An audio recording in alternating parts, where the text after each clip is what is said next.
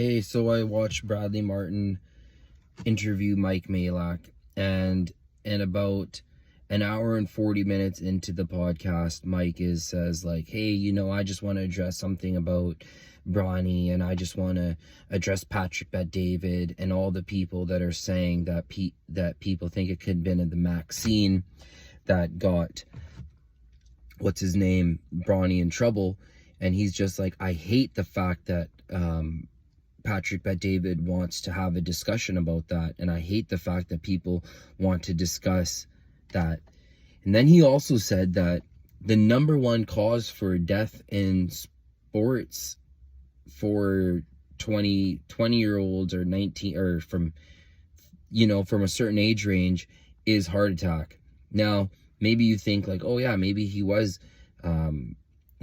is concerned about heart attacks, but I just feel like he's on Logan Paul's podcast and he's an establishment darling, and he not only has to defend the Max, he has to promote it, and he had to call everyone that was doubting the other side of the story of Braun's story dumb.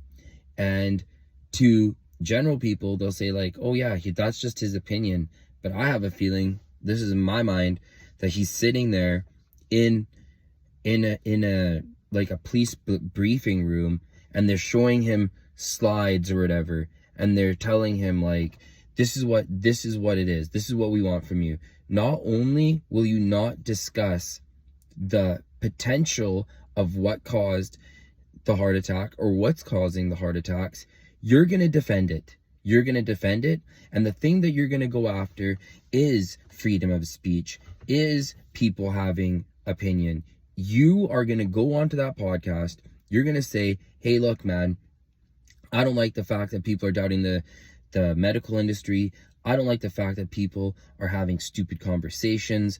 I think that we should all just shut up and trust the experts and do what the government tells us to do, because that's how we all stay rich. And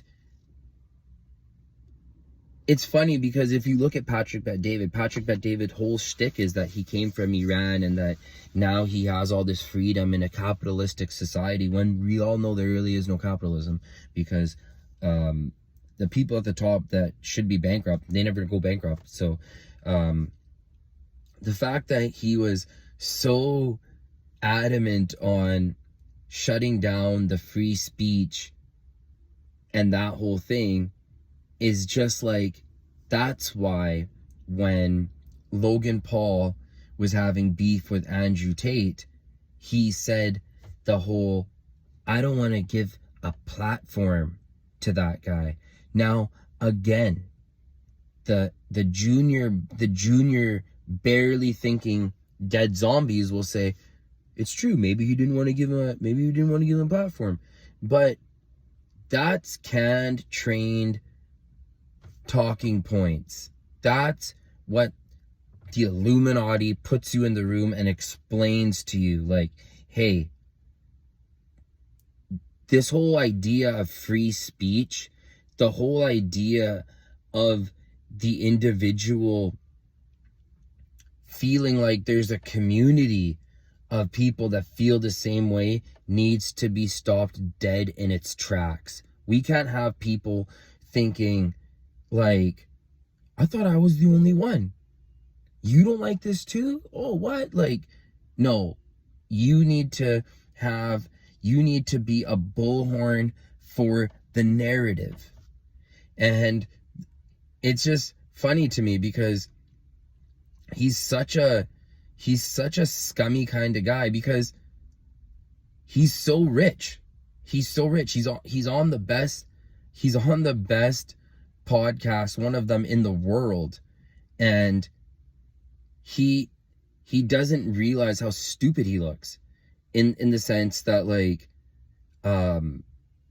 everyone was forced to take a medical intervention and there was no talking about it.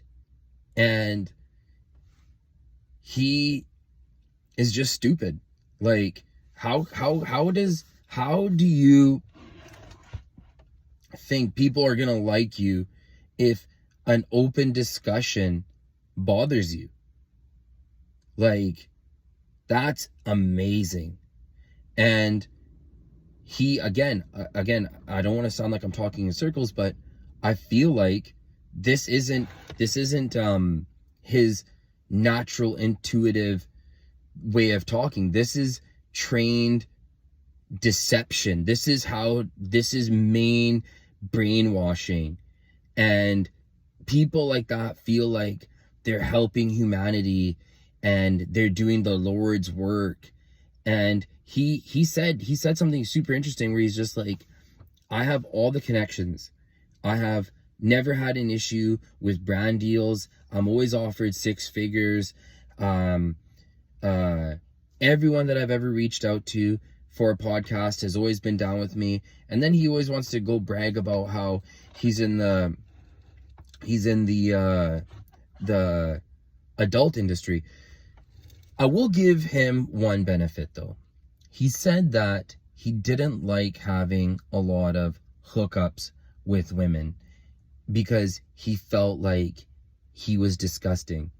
That was the only part of the episode where I thought this guy has a soul and maybe there's a human in there. Because it's true. When you're doing such sins so much, there comes a time when you walk through a door, you ain't going back. So when you know you're doing so much wrong and you don't want to be that person, you know, that's a good sign. That's a healthy sign. It's like you feel like you know what you're doing. But other than that, he was whining about how he has a therapist, and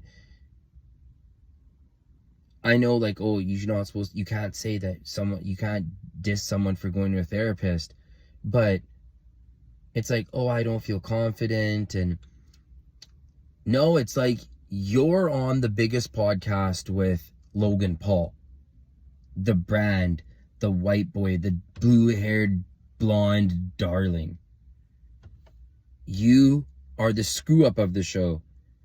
And the whole moral of your messaging is to trust the establishment and let go of community building and family and that type of stuff. Fuck all that.